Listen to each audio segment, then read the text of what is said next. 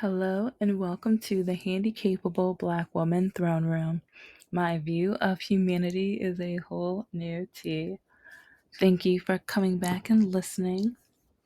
I know this is kind of an odd episode, but it's for a good reason. Because, especially when it comes to I think I'm retiring from dating, but then it's funny because sometimes I get messages like or even there's been a couple times when I reject or swipe left or whatever on a guy, but since I have a unique name, some of these men look me up and find me on Facebook or Instagram or even LinkedIn and tell me, how dare you tell me no or whatever. And I don't know. Some men feel like I'm supposed to jump when they say jump, or I'm supposed to ask how high or which direction or whatever. And some people feel like because I'm bubbly and chipper and just just because I'm me, that like I'm a very giving, compassionate, empathetic person and everything, that they should be able to control who I am. But a lot of people don't realize that I have gone through that so much of my life. It's like in with the classroom, I know some people were like, why did you bring up that robotics thing? It's like with the robotics thing, we got turned down or they canceled that because not enough students had interest. And it's because the cause and effect of teachers and parents all telling their children, you're not white. And I'm baffled because I'm like, do you understand this could help start careers for some of them, get them out of the situations that they're in right now, and or even start a pattern of higher education and not just degrees but trades and certifications, which we need more of. And also, like, they're with me, I've always been interested in small business investing, trying to make sure that you allow your money to work for you. And I found a organization where it is a stock investment competition, and they, like, you listen to the classes about investing virtually, and then the students come together, and it's like, as a mentor and stuff, it's like you let the students, like, based off of the videos and stuff, practice and start looking at the stock market, and they get to pick, and each week they will show which school made the most and everything and how you can improve. So I signed up, and I was, because with my technology class, I'm like, well, with the there were different types of videos and resources and things. I'm like, I can especially teach them how to use Excel sheets and different types of programs with this. And at the same time, they'll learn a little bit about investing. But then some of the students went home, told their parents. Then their parents were like, why is she trying to turn my child into a white kid? And I'm baffled. I'm like, are you kidding me? And I remember my last year there, I I did some small business investing, angel investing, and I remember I brought it up with a couple of my 6th and 8th graders. Like I said, who are the 7th graders?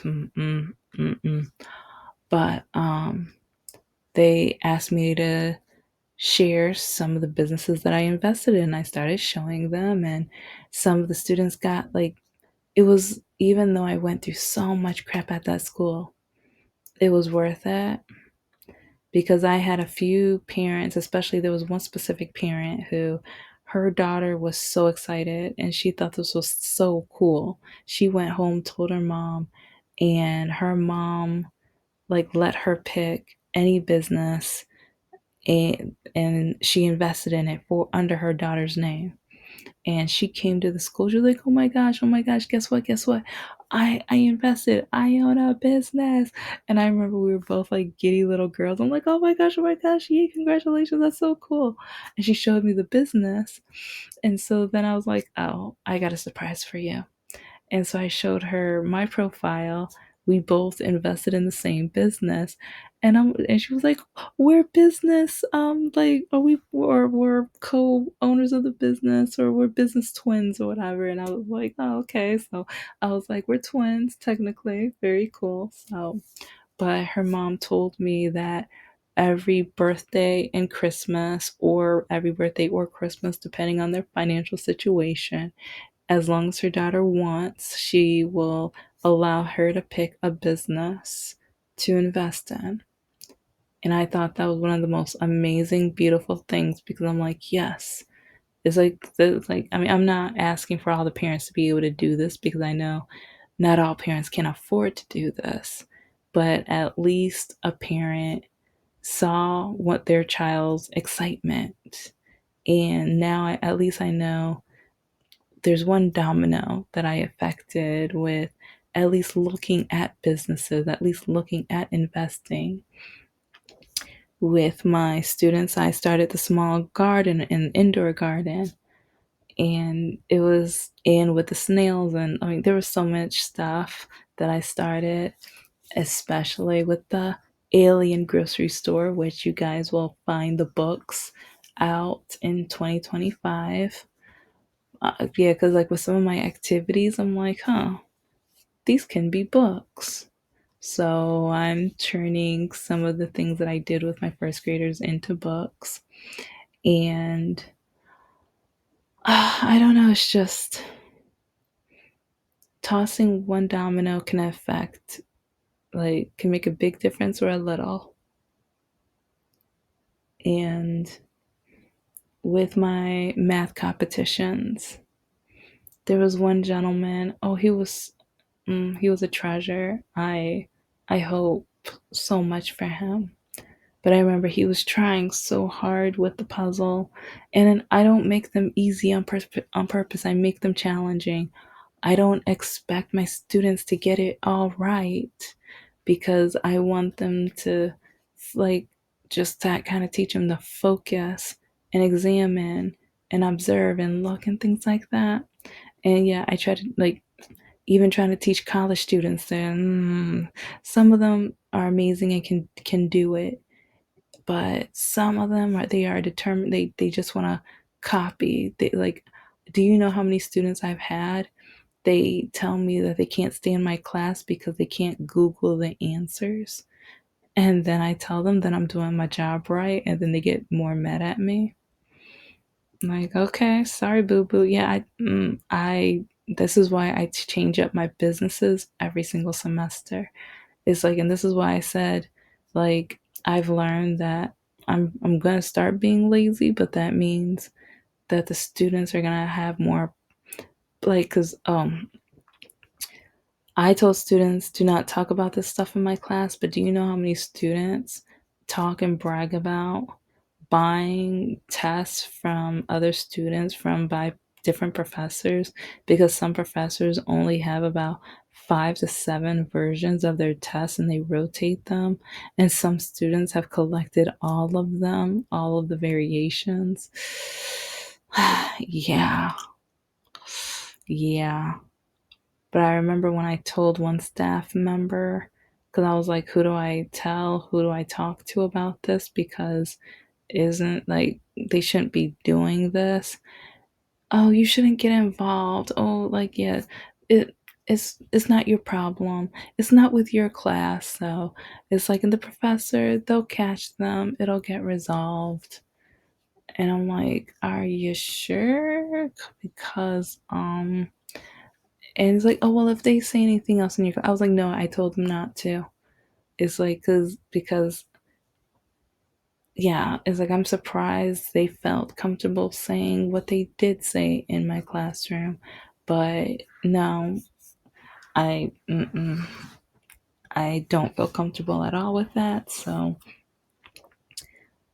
because I'm not gonna be the cause or domino effect in helping with that type of stuff.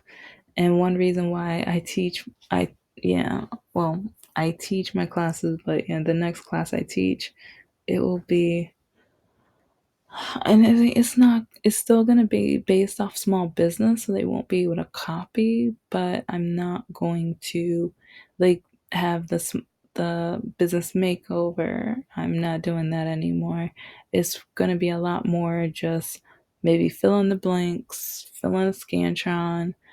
It's like I want to do group projects, but I've had group projects where students don't do any of the project. And then at the end of the semester after the final, the student tells them, if you tell the professor the truth, I know where you live. And so then I have to be mama bear and tell the student, if you even try to, like, because I was like, you're threatening the students. You're threatening the students. How dare you? And well, a few have threatened me, and I'm just like, what? Really? One time the cops had to come. Oh, next generation. Our next generation is. But when it comes to teaching, I do my best. I've done my best. I try to bring interactive things where it forces kids to think out of the box, to examine, to manipulate the information.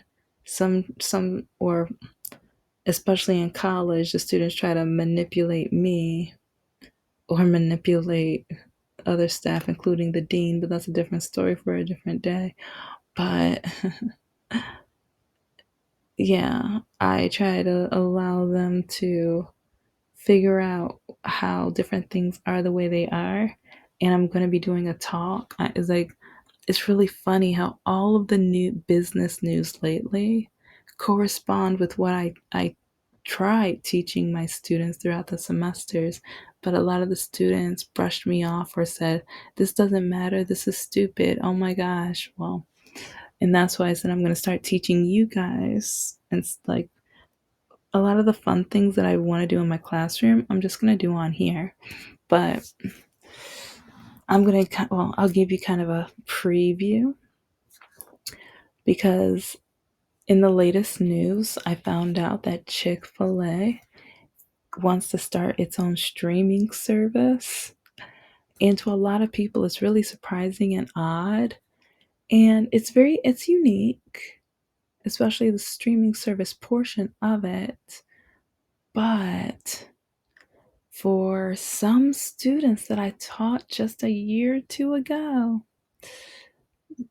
this should hit home for them because I covered information just not too far from this. Because how many of you guys know that in Japan there's a K drama based off of Subway? Based off of Subway. And I try to teach this information to my students, and they were rolling their eyes, laying their heads down, texting, not paying any attention to me, saying how stupid it is. When I tried to give them a project, they were just acting like it didn't matter whatsoever. But another thing I always tell my students, pay attention to your competition. Stay up with technology. There's other things, but both of those two things combined, Chick-fil-A is doing. Chick-fil-A, I don't know if they paid attention to the K-drama, but they're paying attention to also always have different streams of income. So yeah, there's three actually. Because in my students, if any of my students listen to this video, they know I've said this, I've repeated this so many times. Stream, because Chick-fil-A, stream of income. And then also technology. Like, because when it comes to a streaming service, that's a newer type of technology. And then it's like with, I don't know what kind of shows they're going to be doing, which on my nerd channel, I'm going to kind of make a list of what kind of shows would like McDonald's, Burger King, and then some of the other giants would do compared to Chick-fil-A. Because, okay, as kind of a sneak peek. Okay, if Chick-fil-A was going to do a show, I would kind of think of it as maybe the first episode would be an off day, Sunday. And so all of the employees are going to their churches and everything. But then one of them decided to play hooky that day, but he had to make sure none of his coworkers found out, even his parents or whatever. So maybe he instead it's probably like a sunny day or whatever. So maybe he went to the beach instead. I don't know which location. I don't know all of the states Chick-fil-A is in, but probably one where it's nice and sunny, and maybe Florida or something like that, because that's more Republican based too. So that would kind of fit with a lot of the Chick-fil-A philosophy. But yeah, it's like just with kind of like their with the customers, they're gonna have their regular customers, but then it's like maybe there's gonna be some romance in there. Maybe some of the employees, it's like either it's gonna be a guy and two ladies, or like a lady and two guys, and it's like they just don't know who to choose. And but then also always add the religious part to it in a way, like just a dash, like not being one of those full frontal Christian shows, but I just mean like a pinch, maybe like kind maybe kind of like Seventh Heaven. Yeah, that, just a pinch. And so then we're going to need a family dog. So one of the families has a dog. Maybe they got it from the shelter or something like that. Then one of them, their parent is the pastor. And so I don't know. It's just like, just in my head, like if Chick-fil-A had their own show, it would be kind of, it's like I don't know who the main character would be though. And like, oh, even the manager, like when they're hiring more people, it's like you might see the shady side of the manager. They're picking favorites, or they're going based off looks or something like that. So that could be like maybe one of their best friends is trying to apply for the job, but maybe they have a tattoo and the manager doesn't like that tattoo. So then that could be, it's like instead they hire this other person that comes in, and they look so Christianly and innocent, but they are just the most evil person around or whatever. So they suck up like nobody's business. So I don't know. Yeah, it's like if Chick-fil-A was gonna have a show, I kind of, it's like with the streaming service, I tried teaching my students or allowing them to be creative, think outside the box and stuff like that with the Subway K drama. And I even played like, I found some clips off of YouTube and I played those for them so they could see it. But they just kept saying, that doesn't matter. We're in America. We're in America. And I'm like, oh, do you know how, like, I was breathing hard. But anyway, but now with cause and effect, I kind of wonder, are any of my students listening to the news going on right now? Because also, oh, there was one other thing. Oh, the demure story. I teach a lot with the advertising and marketing law, trademarks. I own a couple trademarks, and I try to teach my students about copyright, trademarks, and like even the signage on a building, contracts, and things like that. Ooh. It's like, yeah, I know I breathe, like, I love what I do, but it's just frustrating with the students who they want to go to college, but they don't want to learn anything. They just want the diploma and keep it going. And I've even had students who said they don't need to learn anything because they have the internet. Once they get a job, if they're asked to do something, they can just look it up. That is really sad. That's really sad. And I teach with a lot of technology, but I try to show the upside to technology. But then I keep finding students who try to show how, with technology, it gives them less and less to do or less to care about. And the effort is lacking to a point where it's just like, okay, well, it's like only two people in the class listened to this video. So I feel like I'm like, other than those two students, I'm talking to myself or reteaching myself information with a video I've watched 20 times, literally.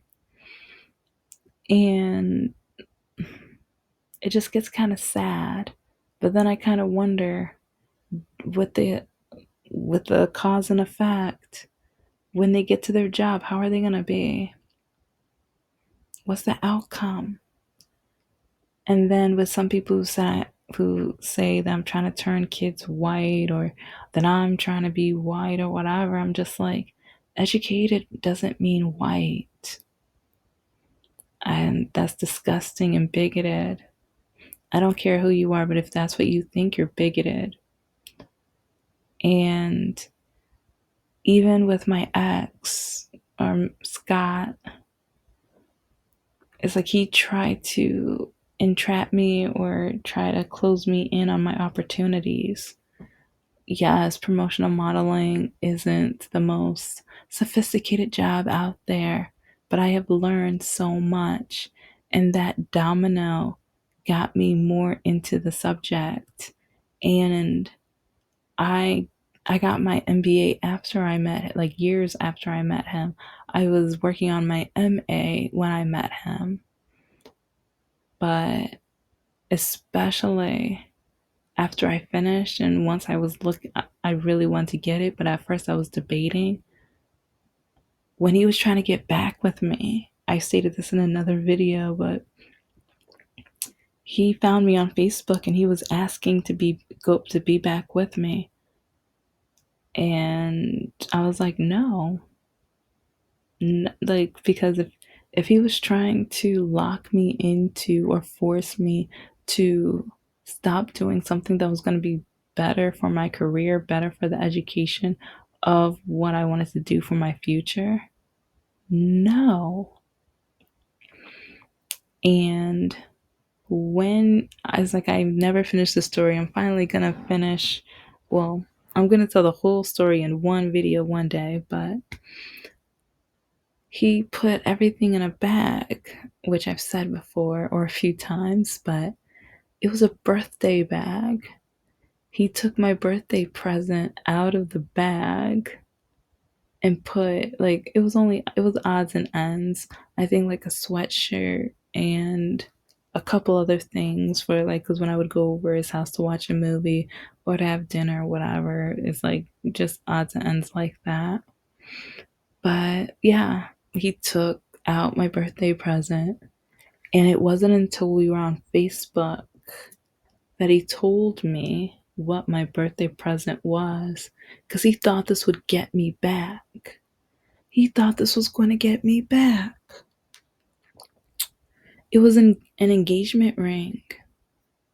He was going to propose to me. I'm so happy I broke up with him, because you're going to give me an ultimatum. I have to choose between something that's going to better my career and then date a guy who, like, yeah, your parents are buying you a business. It's like, yeah, you have a job, but a job where, yeah, let's just say, yeah. So it's really funny how his parents literally gave him just about almost everything he's worked for. And I'm busting my butt off so that I can get my career started and like get experience and everything like that from the ground up. But I'm not allowed to do that. So then he takes back the, like, or he never gave me the engagement ring, but he gave me the birthday bag. But then later he tells me, like, I think 2 or 3 years later, he tells me that there was an engagement ring, and he thought that was going to tell me, oh my gosh, yes, pick me. No, it's like, yeah, I ended up dating an absolute jerk, Mr. Lockakey. But at the same time, no, like, if you're gonna break up with me, you broke up with me. It's over. The end. I pay attention to fairy tales. Once something is the end, it's the end. Choose another book off the shelf. And he has a racist grandfather anyways. He's the one who told me, or, well, he told all the men, and then his uncle came up to me and told me, oh, your grandfather's so happy you found an amazing black woman, but why on earth, why can't you just find a decent white woman instead? But then he ended up marrying another black woman. Yep, he ended up marrying another black woman, so I did something right. The dominoes cause and effect. I showed him our worth. I showed him that we are queens and amazing and wonderful and smart. So he found another amazing black woman, and I am so happy. And they have kids, so I'm happy. But at the same time, I just wish people would stop controlling me and kids, like, with who we are supposed to be. Knowledge does not equal white. Being a promotional model doesn't make you less than. Or starting a business, or investing, or volunteering. Yeah, I had a guy who wanted to break up with me because I volunteered. Yeah, he said that's for single, hopeless women or and ugly women. He was like, why on earth do you want to volunteer? So I was just like, yeah, bye bye to you too. So, but anyway, thank you so much for listening to the Handicapable Black Woman Throne Room. I am a woman, I am of color, and I am handicapable. But most importantly, I am human, and you're human too. With the school year starting and everything, I just thought, yeah, I might throw this out because cause and effect. So, like, teachers and parents don't know how much cause and effect is. And, well, even dating and any relationship, parenting, cause and effect. So just remember what you say in the classroom, what you say at home, when you date. Pay attention because you want to make sure you have an outstanding relationship. And like, because even in the classrooms, there's relationships, teacher to student relationships. It's like, I still treasure, oh, there's so many students I treasure. It's like the knowledge and the input, output, and everything like that.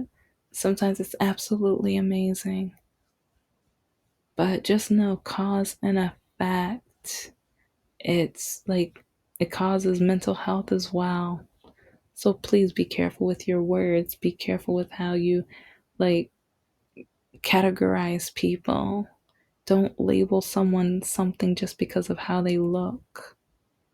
Don't do that. Disability with their gender or their race, creed, or nationality. Don't do that. That's unfair to everybody. Limiting somebody based off of just their